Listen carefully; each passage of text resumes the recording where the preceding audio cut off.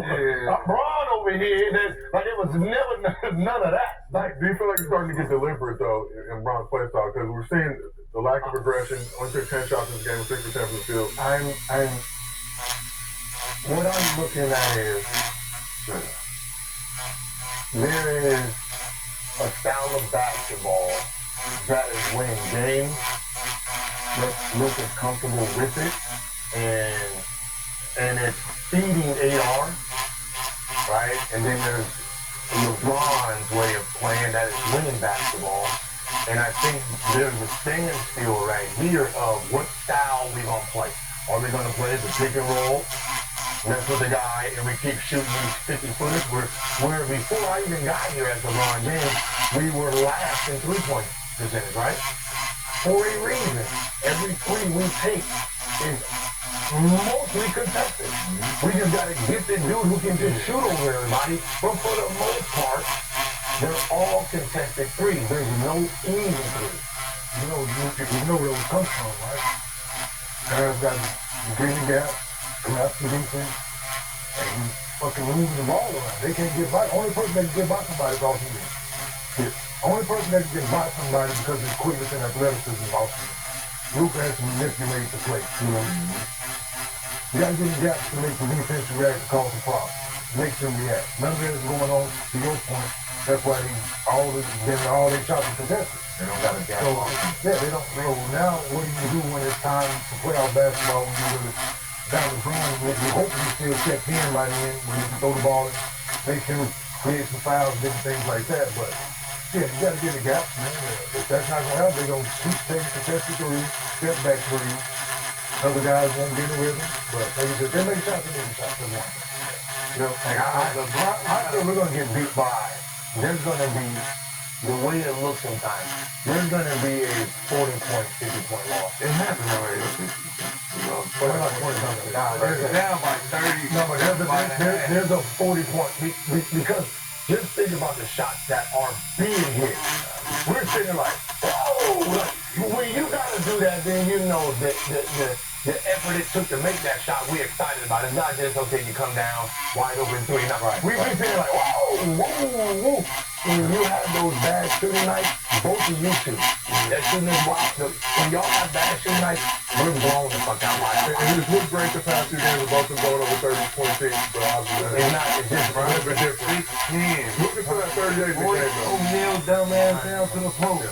Really? No, LeBron. He got O'Neal going. And he's sitting there. Yeah.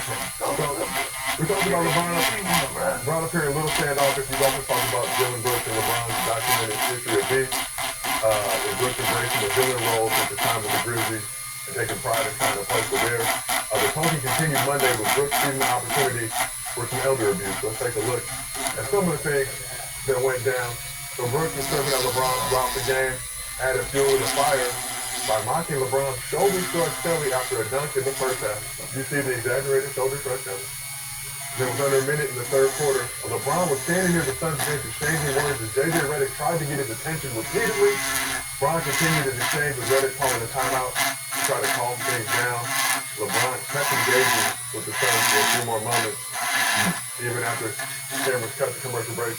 See him say a few things to Dylan Brooks as well. Right before they hit that commercial. And like I said, that just continued into the break. His teammates had to come over. You did it.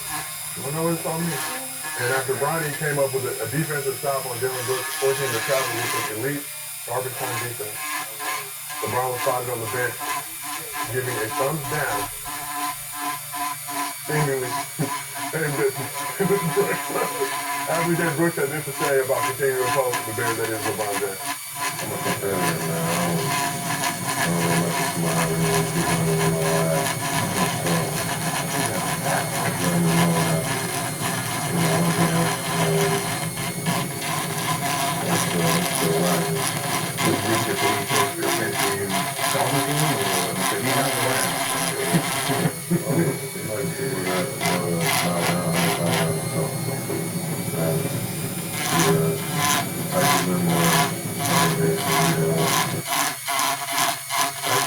aggravated. I ain't seen games like that since the early 2000s. The big initials? No, we ain't seen the big initials since early 2000s.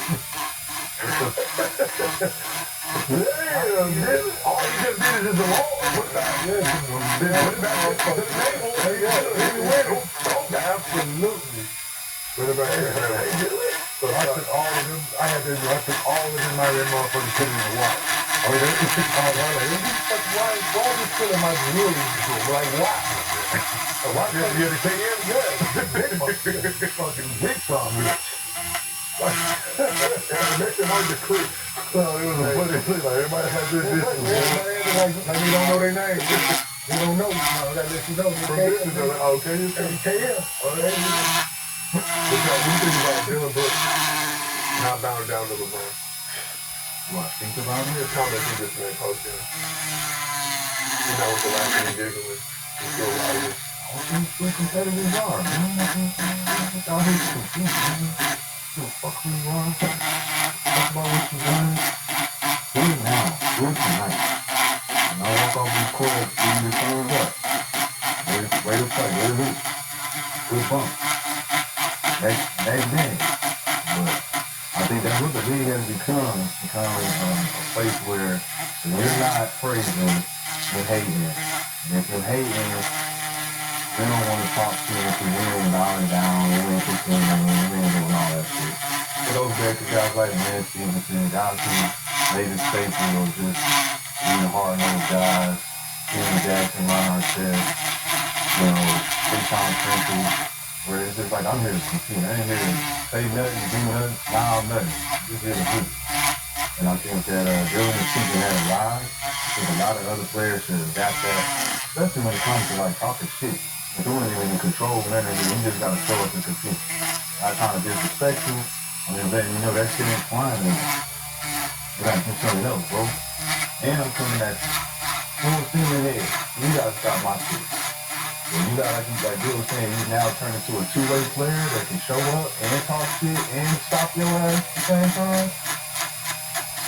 It's a different type of league. At that point, if other players adapt it, that's what he's doing. I think that just, it makes it exciting when these players show up, drive to the game and want to talk shit. It makes it exciting, but LeBron put all them people to bed too, at the same time. At one point, Dylan Brooks was running out of the league because of LeBron, what he did to him. You can't say that. And another thing about Nick is people come at people and LeBron 40 years old, man. Pick on somebody else. You know, all I'm saying is, he finally got a victory over him. He did it, man. So, he's 40 now. Everybody that did this to LeBron is on his way up to this point. Pick on who you in front of, bro. Get your ass on the bench and talk on the There you go. Pick on that man. Pick on somebody that ain't. I'm fit to Luke out there. Yeah. You really picking on him. He's playing every game. 33 now, man. 33? And win. That's career high. You think? That's how you know.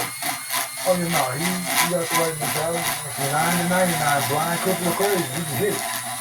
Like, you're not losing anything, just a push. I fuck with it. All the little extra shit that I get, that's him. That's part of it. That's he's going to show the to you and all of that. I get it, but he comes to compete, right? Each and every spot he's been in, he's coming to compete.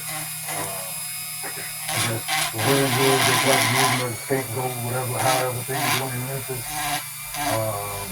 As we can see, he wasn't the problem. You need somebody like that that's going to compete, hold other guys accountable. Teammates seem to love him. They feed off of what he brings. He brings a winning mentality, a winning attitude. Every locker room can use that. He's not going to deviate and do that. Yeah, ultimately he's coming out to compete, and it's personal, no matter who it is. To Sean's point, we had more people in our room that approach it that way, nightly, it'll be a better product. That's why the NFL is a better product. That's why the NFL is a better product. Because those guys take it personal because their job is on the line. They're going out to pitch each and every snap. Each and every snap is meaningful. So if we took that each and every possession personal, like Dylan Brooks does, offensively and defensively, it's just not one side of the ball, it's both sides of the ball, it'll be a better product. If more guys took it. I ain't saying it's 100% in the NFL, but that number is high. The guys take each and every possession personal. And yeah, we're trying to get the best of this man shit at that point, right? I'm not going back down to DJ as a man first and foremost. I got pride and I got to go look at myself in the mirror. So, where's the part last year? It's talking about players and research. Yeah. He don't deviate. He don't deviate. Where's this interview from the last time we heard about him in Memphis? So you got 2 years in Houston when he LeBron played. So like I said, you want to talk about LeBron had 25, 13 and 9 last year against him, and he had 5. He walked out of the year. He won 5. That's the pride he's talking about. LeBron has more points. LeBron has more points. LeBron has more points than everybody in the history of playing fucking basketball last year. Yeah, last year. LeBron has more points than anybody in the history of playing basketball. Yes, boom. That does not mean that Dylan Brooks don't show up to compete, bro. You're trying to take it where makes the way don't take more about fucking. I don't know. I don't want to get fucking. Hold on. Wait. I don't give a fuck what nigga wants the nigga have, man. Wait, so if he tried to stop somebody, that nigga bust his ass. When we were gonna do this, he was gone. Cool. Now when he that's what heard. Now when he outplayed the word, now he's been talk. I don't agree with that. Did you hear what I said when I was making my statement about the I was talking versus the front? Did you hear my statement when I said about the ass out? I mean, everybody said it. Did you hear me when I said all the antics and all that shit? I can do it after you. What I'm talking about competing. Between the 94-50, nigga. I'm gonna make you work for it. I'm gonna make you work for it. Hey, you two gentlemen, you didn't have a deflection or something, but you went out to compete, right? Yeah, it was a game where you didn't have a shot or effect, but your competitive drive was up to this moment. Ain't making you get nothing. You ain't making you get nothing. You might have had 150 yards, 1 touchdowns on you. But you went out there to compete, though, right? You look in there. Same shit. I don't have no idea. No, I was saying, like, you're praising him for sure. Yeah, you celebrate when he's winning, but when he gets his eyes busted, I'm talking about celebrate or not celebrate. I'm talking about when you get the ass with the ball, now you go out and play hard and you possess. Like Dylan Brooks, we just do that. What I see with Dylan Brooks, when the ball goes up, it don't matter. Houston, anywhere he at. Oregon, Oregon, playing hard. He's going to compete. What is that thing? That's what the question was. It's a skill set. Playing hard. Everybody who guarded me was playing hard. I was 29. I killed everybody who played hard. Everybody who's going super playing hard. We're talking about competition, bro. We're talking about competition. I don't know what we're talking about competition.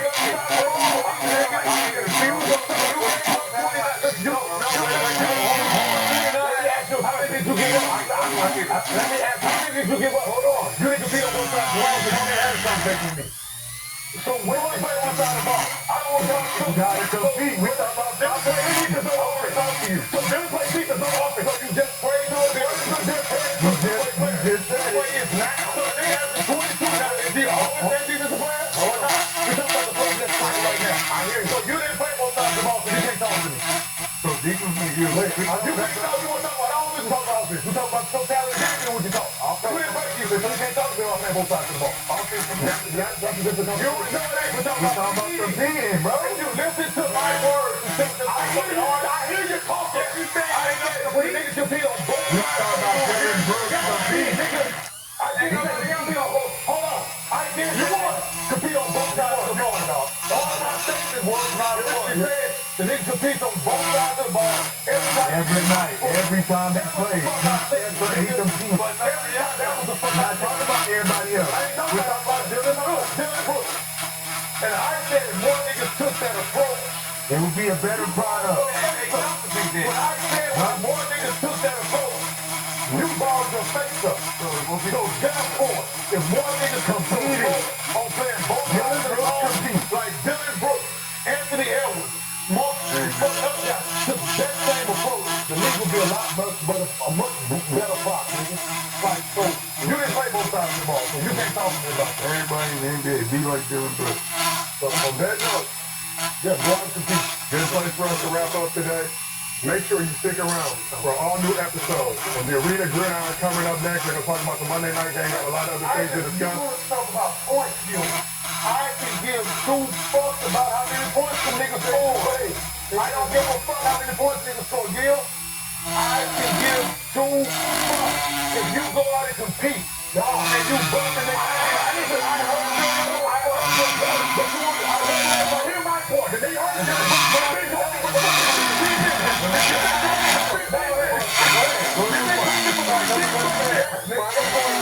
Let him say his point. He's a defensive player. I think he competes on defense. And for offense, you're fine with that. But when an offensive player that scores but plays on defense, you don't fuck with that. I don't care about one-sided players. I don't know. So if you listen to words, he's on offense. So if you listen to words, I compete on offensively. I respect I compete on both sides of the ball. If I score 30 points a game, but it's a defensive player, and I compete offensively. Yeah, where are we going? Motherfucking puppet. You see what I'm saying? One side of the ball. They just when I average 34 in a year, I'll compete. And then I'll 34 games against them, I'll compete. I'll get what kind of defense I play. Against who? If they would compete in defense, they do a good job. Who you got 34?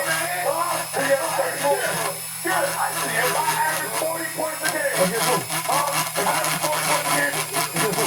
I see.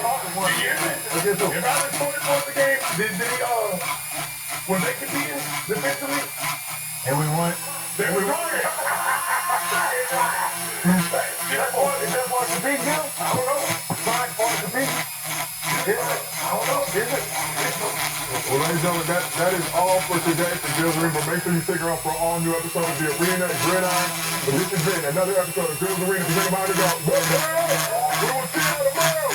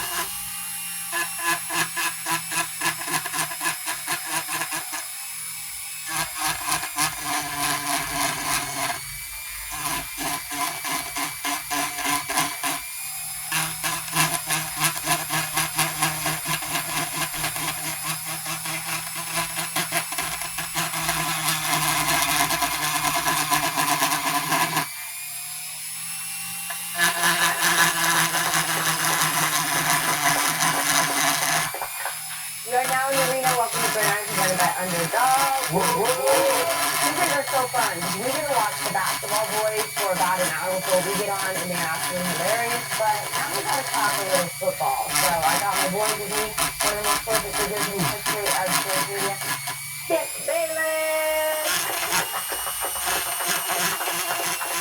Super Bowl champion, 5-time Pro Bowler, 2-time All-Pro quarterback. Also, 6-time Pro Bowl defensive tackle, one of the most respected key tackles of two generations. Bill McCoy. And former Commanders head coach, Super Bowl winning coach with the Bucs, and one of the league's best offensive minds, Dave Griffin. Woo! Woo! Who's dressed up for us today? Yeah. We're not style games on the car. We don't get On the car. I'll never be like that. We don't plan this. Y'all get this coordination. Just look at this coordination. We don't plan this shit. It's just a real fantasy right here. We don't plan this shit. Just come on, like I would like to debate whether Gilbert Arenas ever played a look at defense. hey, Gil ain't like that. We like Dylan Brooks. He gonna get you bucket. Hey, he didn't say, the kid said, hey, it's talking about you ain't played both sides of the ball. He ain't debate that shit. He said, but what that is at all? He gonna give you bucket. He really did that. Yeah, he was 30 to 40 though. Like, Debatable. All right, guys, we've got a packed show today, so let's talk about what's going to be on the show. Okay, first we got Greg May. He was every bit in MVP last night, and then we have to talk about Skip's favorite player. It's been a minute since we talked about Mike Parsons, so you know we're going to be looking at that. This is all for the team. They love to fire the Michael Parsons conversation. Stephen won the trade, Cowboys or Packers, and then coming off an impressive win on Sunday, how the Bills stack up in the AFC. So we got a packed show, but as always, this episode is presented by Underdogs. If you are in Underdogs, today is the day. Get $100 in bonus entries when you play with $5 with code GREG, win or lose. Underdog is available in most states, including Florida, California, and Texas. So go support the show, claim your bonus, and start playing today with code GREG. Okay, let's first get started, of course, with last night's game. Because the number one seed in the AFC, the Patriots won their 10th straight game in a row. Looking at last year, they won 13 games. This is crazy. This is the last time that they've had any participation with Tom Brady. So you know the vibes are high in New England. Let's check it out. I think they had the capability, but they didn't have the talent. Michael, one team moving forward. Okay, step forward, Joe, step up. Okay, you chose to be aggressive, and you chose to attack. Okay? Oh, it's like that one clap. Marcus Jones, how's it going? This is gonna be a combo platter. Left side of the line, okay? Step it up. Hold on, baby, there you go. Okay, that's a hell of a job. Okay, Sean Booty, you want to clap? Okay, Scott Williams, one clap. Okay, fellas, I appreciate you, man. You took the message, and you were willing to go be a champion from fun. Okay, we got to keep going, because now they get bigger and bigger. Okay, so they get bigger and bigger. Dang! The spirits are high, but Dave, you know, what do you think win the AFC? I believe they have the ability to. I think it's very important to this number one seed. You don't want to go to Denver, right? Denver's a tough place to play. No, At New England, I think it's a great opportunity for them. They can do it. They had a great spot there at a bye week this week.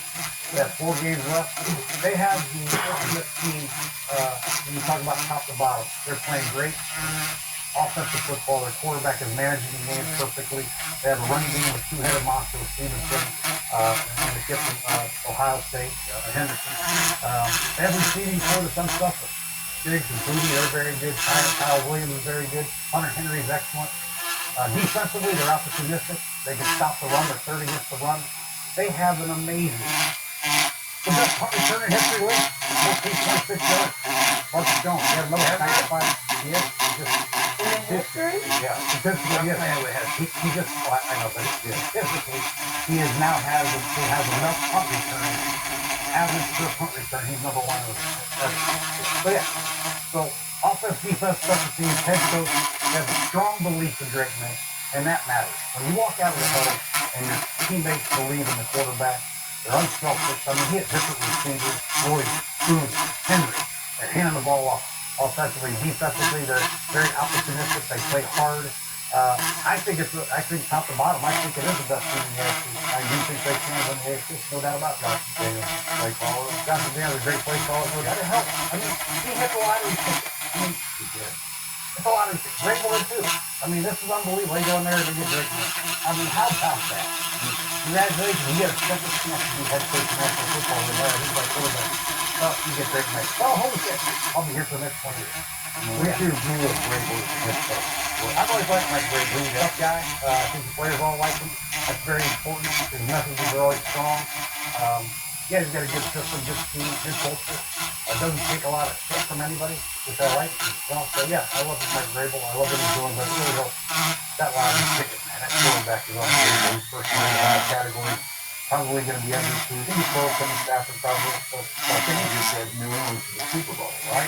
I think they're going to win AFC, yeah. I mean, who they're going to go to get Denver, obviously that'll be a great game. The Bills will become a problem. The Chiefs, if they get in, they'll be a problem. If they get in, there's a lot of teams. The Texans, if they get in the way they play defense, they'll be a problem. I mean, everybody be a problem. Everybody is. Because experience-wise, as a quarterback, you look at Mahomes, they might not even get in. And you look at Josh Allen playoff experience, Lamar, and neither one of those guys have had great playoff experience anyway. So I think it's wide open. But when I look at the team, the strength of their team, can they win the 4-minute drill? Yes. Can they get off the field on third down? Yes. Can they run the football? Yes. Is their quarterback efficient? Can he move the chains with his legs? Yes, yes. They check every single box that you need to be successful in the playoffs. I think, hell yes, they do. We need unbiased, okay? This is not biased. I'm not Don't give me this schedule. Don't give me this. I'm not going to give you this schedule. No orange in this opinion, please. How am I not going to give you orange in this opinion when we talking about who's going to win the AFC? How can I do that, Skip? Okay. I think that Raiders loss is going to come to harm them because they're going to lose one more game. I'm just saying. They lost at home to the Raiders. Exactly. It's going to come to harm them because they're going to lose one more game. We probably going to lose one more game. I'm going to make sure I hit Sean. Make sure we lose one of them. We won one game. You know what I'm saying? We're going to have a Browns type of offense today. Straight out. You know what I'm saying? That's what we're going to do, right? And we're going to have the same record as them, but we got the better record versus a common opponent. So we're going to be the number 1 seed. They're going to be the number 2 seed. They're going to have to pull up to Denver. Tough place to play. I like our defense to be able to handle their offense, you know what I'm saying? I like Bo to be Bo in the fourth. I like us in that matchup in Denver. We got to go to New England. They might take it. You got to win a playoff game first. You're either going to might have to play Buffalo or they do too. They might have to play Buffalo. I got it. Before, because we're going to be the number 1 seed. They're going to be the number 2 seed. So they have to see Buffalo. Hopefully they put Buffalo out for us. You know what I'm saying? So we don't have to play Buffalo. Patriots going to put them out for us. Whoever went out again, they going to have to pull up on us. You know what I'm saying? I like us at home versus all the motherfuckers anyway. So, Skip, it's not biased, Skip. Okay, what I think going to happen. You know what I'm saying? I think the Broncos going to get the number 1 seed. Who wins and we in? I think you just admitted if you don't have the number 1 seed, you ain't going to the Super Bowl. It's going to be tough. It's going to be tough. It's tough to go win on the road in the playoffs. Well, you always say New England is it's very tough. You see how fast they got on the Giants? They got on their ass like that. It was like they had a dose of energy. They was fucking hitting last night. I don't know if I seen New England hit like that. It's that home field in the cold. Once the later it gets in New England, the more that crowd gets cranked up, the more that shit is energized. And boom, they did the red fireworks at the beginning. I said, oh shit, they gonna get on their ass. I felt that before, you know. I felt the energy from the bar watching the motherfucking game. So, hey man, that's a tough place to play. And the hitting they did last night, they was dropping boys left and right. Yeah, man, that shit was, Mike Vrabel was written all over that shit. So it was. I like New England at home, but they're dropping 3-4 Vrabel, maybe the Bills. They gonna lose one of those. No. Hey, But if they win out of here, that'll be the worst thing they ever can do. You know what I'm saying? So that'll be even better. Don't fucking win out. Shit, y'all win out, that means we gotta win out. we'll take the #1 seed, and hey, I think either way, the biggest threat to New England is different. Because Buffalo, Josh Allen, he can go win you a game. But, you know, like, they O-line is banged up. They really got no weapons. Whatever. He can go win you a lot of games. He's won a lot of games. You love Josh Allen. Don't He loves him. Don't do him like he can go win you. He can't go win you a game when his team is intact. His team is not intact. You watch that game all right? They ran to 58 times. Gotta love it. Yeah, I mean, they said so, obviously,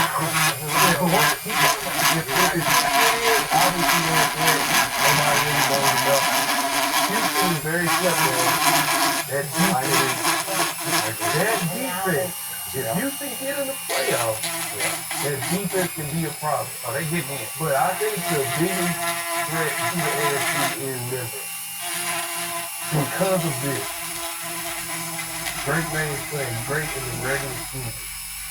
Bo Nix has played a playoff game.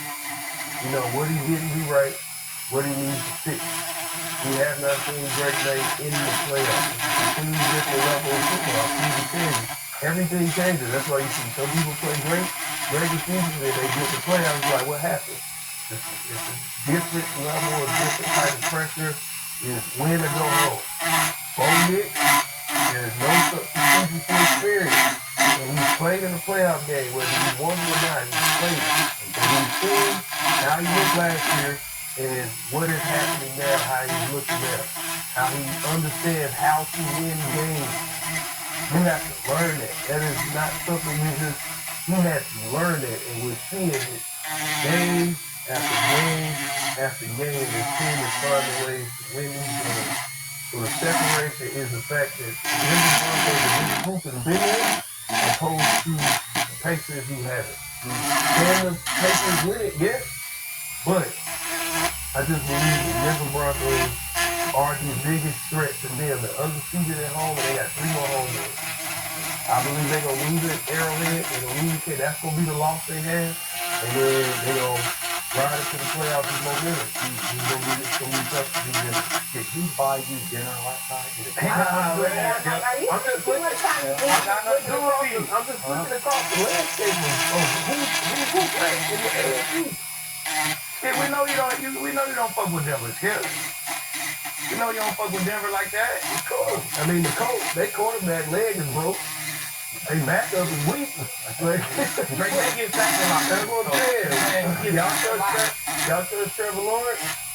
Drake May gets sacked a lot. You need to leave. So that means it's Houston defense with their experience. Okay. I'm with you guys. I think you're right. I like that matchup though, because Drake May gets sacked a lot, right? We lead the league in sacks. And Bo don't get sacked, right? Well, let me go because I'm more with you than you think I am. There we go, yeah. The question is New England going to win the AFC? I am not going to overreact to what I just saw against what's left of a football team whose kicker stuck his foot in the ground and didn't even get it back to the football on a field goal attempt, something I've never seen in my life. I don't know if you've ever seen that before. That punter had a rough first few plays. The first one with a line drive and touch punt. The second one, look at that man. The second one hit another line drive, right back in. Then he drops the stat and gets it up there. Look at what 3 plays in there. But I'm talking about. they were The kicker said the ball. He caught in the ball move. That's why he stopped because they bought in the ball. No, go look at it. I watched a lot of slow motion. It was not the holder. It was not the It was just the ground. You get that golf shot with the ball moves, right? At least you get the contact with the golf ball, right? He stuck his, I didn't see that before. He threw it in the ground and done. What? Even if the ball's moving, you kick the thing. Yeah, hit that motherfucker dead, get on him like, bro, you moving the ball. And he was pretty good when he was a Falcon. Remember, he made a big kick, and he missed one against Baker in the opener, and they cut him. And here he is, and maybe they're going to cut him now. These kickers, once they go south, you can't fix it, right? All right, so that's what's left of New York football giants. But look, Drake May, they won 10 in a row, and I look at the odds, he is a heavy favorite to win MVP. God bless him, you can have that because that doesn't count in the postseason. And in the postseason, as great as Vrabel has been this year, and he's been like all-time great. He inherited his quarterback. I got that. But if you flip that culture in a heartbeat and make them look like a real live, continued football team, is impressive. It's coaching year impressive to me. But he can't play quarterback in the playoff game. And this kid is going to get thrown into a fire I don't think he's ready for. Even if it's in Foxborough, it's going to be a hot fire on a really cold day or night. And in any of these teams, Josh Allen will go beat Drake May in a playoff game. He just will. Bo Nix will beat Drake May in a playoff game, even though Josh Allen got Bo Nix last year. But it'll be the flip of that. And do not count out Joe Burrow yet. I'm not. He ain't dead yet. And if he winds up in Foxborough, my money's going to be on Joe Burrow. If Joe If Joe gets to Foxborough, hey, he winning that game. He winning that game. And that's nothing against what they've accomplished because they lost to the Raiders, then they lost to the Steelers. We'll see what the Steelers have turned into. That was weeks 1 and 3. At home, they lost to those two teams. And then, you want to talk flipping switch. So they reel off 10 in a row. You can question some of the quality of the competition, but they beat leagues in front of them every single week in a row. But I don't think it adds up to will they win the AFC, even if they're on home field. I just don't. I don't trust that kid. I know he's kind of weird, off-shot, kind of great left, I guess, but he's humble, maybe to a fault. I don't see a lot of fire in his belly, but he's playing great football, and I'm sure you watch it like, wouldn't give me one of those, like you said, Chuck. He is effortless in his delivery, man. It looks right, but there's no scar tissue there, man. You know, Owen say that? when I look at the playoffs, I err on the side of great quarterback play. And what Drake may have done this year is damn near unheard of in a second year, right? Yeah. So I give them a great opportunity to win it all. Not just because of him, because of the running game. I worry about the left tackle being out for him, the makeshift side and the left side. That's my biggest concern about the Patriots moving forward. Then I go to Buffalo, and I go to Kansas City if they get in, and I go to Baltimore if they get in. Who I think are the biggest threat? Who's the best guy behind stuff? That's what I do. Houston, and I don't believe Bo Nix is there. I just think, I don't think they can run the ball good enough to take the pressure off Bo. New England can run the ball good enough to take the pressure off the quarterback a little bit. Obviously, Buffalo can run the ball very good. Obviously, Derrick Henry, they can do it very well. So my biggest concern with Denver moving forward is their ability to take the pressure off Bo in critical situations. We've seen Lamar Jackson has scored some great regular season and I'll get the playoffs. Not do very well. Yeah, and I love Jack, but yeah, I'm just saying, so that's why I hear you. And both performance in the last two playoffs for the first opportunity wasn't very good here. right. Really, there's only been one quarterback the last few years who's really stepped it up, right? Patrick, right? If he's not in it, then who's he going to be? Somebody's going to be playing in the Super Bowl. We'll be saying, holy shit. And right now, my trust, based on what I've seen from the players around him, selfishly of the New England Patriots, I think Drake may have a great chance. I like Sean Payton. He just don't. If he can't run the ball as good as he want to run the ball, what do he do? He throw hella little swing, and runs, right? Hell yeah, he does a great job. He's one of the best Reggie Bush, Bush. he created the Reggie Bush thing. And he little swing with linemen out there. I've been he probably been a little bit longer than me, but I ain't seen no shit like that until Reggie Bush. If we do that, if you took all the yards we get off the little swing screens and the little 6-10 dollars with somebody out there to block, those are run plays. You know what I'm saying? That's another 40 yards every game for us. That's 1 yard. You know what I'm saying? So kudos to Sean, man. We ain't getting the tackles like get it out here.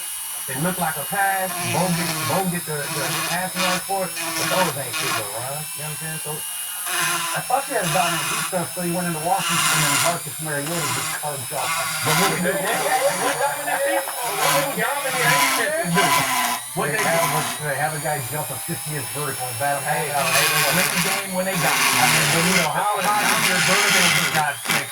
I want to see the combine. So ain't nobody came out and got that Houston defense. Because we damn sure drove down the fourth quarter and gave them a bucket and they lost. That's what we did. That's what a dominant defense is not who's number one in the set. Who the fuck gonna make the play in the fourth? Who gonna make the play in the fourth and win us the game? Is it Houston? No, because the Broncos go down got a bucket. It's the Broncos. Every fourth quarter, that defense is the one who makes the play in the fourth. That's the defense I'm going with right there. Okay, I'm going to ask Coach. You were coaching the Commanders, and the play of the night, the play of the game, you're going to go for two to win the game. You leave Nick Benito unblocked. Is that how you're going to do it? Is that the idea? It was a 5-minute protection. They brought one too many to the offensive line to block out, so the left tackle has to make a decision. And you want to protect the B gap. So he stepped down and blocked the B gap lifter, which means you're going to be one short. So if you one short, what's the plan being? You expecting that team to do what? We got throw it around them or throw it over the top of them. Try to throw it over the top of them. Benito just rejected it. Volleyball. Like, hey man, hey, you know the hell play. It is a great play. The guy's wide open in the flat. Well, before the 2-point play, the touchdown was a fucking PI. They on the 4-yard line. Debo ran smack it on the goal line. That's a flag. I agree. That's a flag. It was the same play when you guys ran a little same play for a touchdown. But ours happened at the line of scrimmage, though. Line of scrimmage. Yeah, I know that's legal. But the contact happened right at the goal line, though. It's a legal play, but they ran it wrong. They did it at 4 yards instead of 2 yards. I know the rules, bro. I just deserve it too. We ended the game on the interception. They called a flag. Then they scored a touchdown on the flag. They didn't call a flag. Like, come on, bro. They called a flag. That should have been a first down and 10. They gave him Exactly. And that should not have been a touchdown. That should not have been a touchdown. That was a big play. You got 4 calls in overtime before that one went into. Yeah. Four. We got one. The tripping, illegal. The motion on the front. He ain't get that. The ball. He was this close. Was that grounding? No, that That was. was ground. He threw the ball 60 yards. They recovered from all that, right? They recovered from all of it. And then they made a play. They still went down for it. And they should have called the offensive play. If you make a play after something like that, then I erase it because they made a play. It'd be different if that happened and they don't get a play. They kept making plays, so you can't keep saying what they did if they keep making plays after. That was offensive pass interference. I know that for sure. Yeah. It wasn't 4 yards. Come on, man. You can't make contact at the goal line. Not his house. He big ass. Debo big ass. You gotta avoid that. If you're in the corner, you gotta avoid that. You gotta go underneath that. All right, guys. You know what? They did give up 419 yards to look at. Yeah, on your yeah. As Belichick always said, the season doesn't start until Thanksgiving. Yep. So post-Thanksgiving, on that weekend, everybody who's a contender should make a statement. Right. So Buffalo went to Pittsburgh and made a statement, and Joe Burrow went to Baltimore and made a statement. And what did New England last night? They made a home statement, albeit against the Giants. Yeah. And yet, the one contender who did make a statement was your contender. Both is about 300 look great, in my opinion. You know what I'm saying? Against another overtime. Against the 3-9 team with his backup. All we can do is play who's on our schedule. That's it. You know how to win. We played so long with the London travel team. Sean gave him a smooth 4 or 8 days off. We let him sit down the whole bye week and Monday. You know what I'm saying? We came in, we got to get our feet back up. We had a couple days coming. It happened like that on bye week. The team come moving around a little slow after bye week. Yeah, they do. All right, it was just a little bye week, shit, little turkey. You feel me? Dressing, you know? They walking out of my head. Hey, that'd be just fine. Why did they have 8 days off? Washington was in the office for 13 days straight, put together that weekend chicken duck game plan that they put together. That's what they was doing. Everybody had a statement and all the statements ended with we won. They statement ended with we won. And the defense made a play to win the game again. I like a better easy argument. I don't like it. Yeah, stop teaming up over here. It's just fact. All I know is they won 9 straight games. But the top is not riding with them. They're riding with the Patriots in the AFC. I like the stat. Stick with us. You're not going to like me in about 10 minutes. All right, guys, we got to get to the opponent from last night because Jackson already returned after 2 days. He was in concussion protocol. And he must not be listening to the arena because we're all over here like, you got to change what you're doing. And he didn't change it all. He took it right back out and took about every single hit that he could. And he didn't have to say about it. Look, like, I understand the question, but like this is football. If I'm in the pocket and outside the pocket, I feel like I've played this way my whole entire life. This shouldn't be like any shock at anybody who followed along with my career. And we're not playing soccer out here. Like, when you get hit, things happen. Just play the game. Hey, I tell you Yeah, what, the soccer is a contact his sport. ass gonna be playing pickleball here soon. I promise you that. I've been playing like this my whole life, man. This is the NFL, man. He gonna be playing pickleball here soon, man. Oh, I Do it if you want to. I was told when he was chewing gum in a turtleneck and flipping his hair. Did you watch the whole interview? I was a little distracted. I was like, okay, talking, but there's this, coach. What did you see when Jackson yesterday? First off, he did not see Ella. I don't care what anybody says. He took the hit. He didn't see it. He was looking at the first down markers. He saw the receiver blocking for him. And he saw him at the very last second. If he saw Ella, I would like to think he would have got out of bounds. I don't think he saw something. I really don't. But the comments are he's just trying to be a tough guy. He knows. He knows that. He's not that stupid. If he is that stupid, then the coach, whoever the coach is next year, is going to have a heart-to-heart with him. Because he's not going to be in the NFL for very long. I mean, the one thing you have to do as a quarterback, you have to protect yourself. Josh Allen is 6'5", 250 pounds. He knows how to get down. Cam Newton did the same thing. They knew how to get down for the most part. And you have the entire strength of the team. You've got the keys of the car. You can't just keep running it into a tree. You see what I mean? You just can't do it. So he's got to change his ways. They got to get people around him. They got to protect him a little bit better. But when the plays break down, Jackson, don't be a fucking idiot. Get your ass down and protect yourself. But he did not see that. Well, you got to start looking around. Yeah. Huh? Exactly. You know, when you're scrambling, I don't know if you guys know anything about horse racing. They put blinders on the horse so they can't see people around. I think he plays too many times with blinders on. You're just looking like this. You got to open up your eyes and see. I mean, if you're running the ball, you got to make sure, you know where the sideline is. You got to make sure you're looking, peeking back behind you and all that. You know where to get down and get the hell out of bounds. He's like running like this. I'm like, damn. What he don't understand is the mindset of a defender.